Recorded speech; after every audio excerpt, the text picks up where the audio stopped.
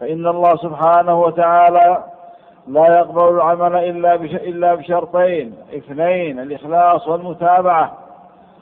ولكن ينظر إلى قلوبكم وأعمالكم، إلى القلب هل هو مخلص، وإلى العمل هل هو موافق لما جاء به رسول الله صلى الله عليه وآله وسلم، بعيد عن البدع، بعيد عن المخالفات للكتاب وللسنة.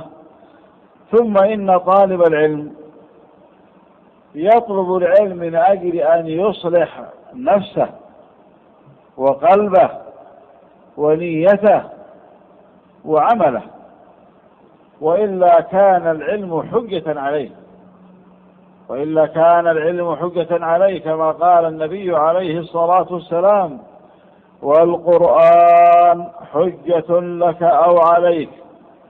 رواه الإمام مسلم في صحيحه من حديث أبي مالك الأشعري رضي الله عنه. وكذلك السنة النبوية حجة لك أو عليك. فالله الله يا طالب العلم، لا يكن همك من العلم الجمع، أن تجمع وأن تحفظ وأن تكتب، هذا ما يكفي، هذا ما يكفي. وإنما يكون الهم أن نعمل وأن نستضيء بنور الكتاب والسنة، أن نستضيء بنور العلم والإيمان وبنور الكتاب والسنة.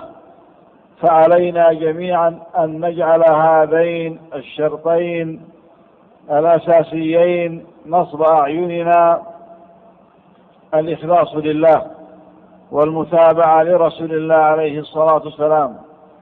ثم أيضا يا عباد الله، علينا أيضا أن نحرص على طلب العلم، فقد قال الرسول عليه الصلاة والسلام: طلب العلم فريضة على كل مسلم.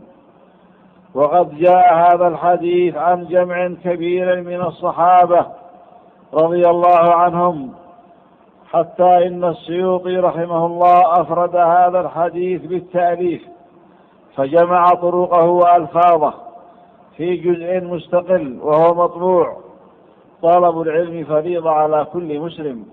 علينا أن نحرص على طلب العلم وأن نصبر عليه، فطلب العلم يحتاج إلى صبر، وطلب العلم يحتاج إلى صدق وهو الإخلاص، وطلب العلم يحتاج إلى عمل. إذا تعلمت فاعمل، وإلا كان حجة عليك. إذا تعلمت فاعمل، وإلا رجع عليك وكان حجة عليك.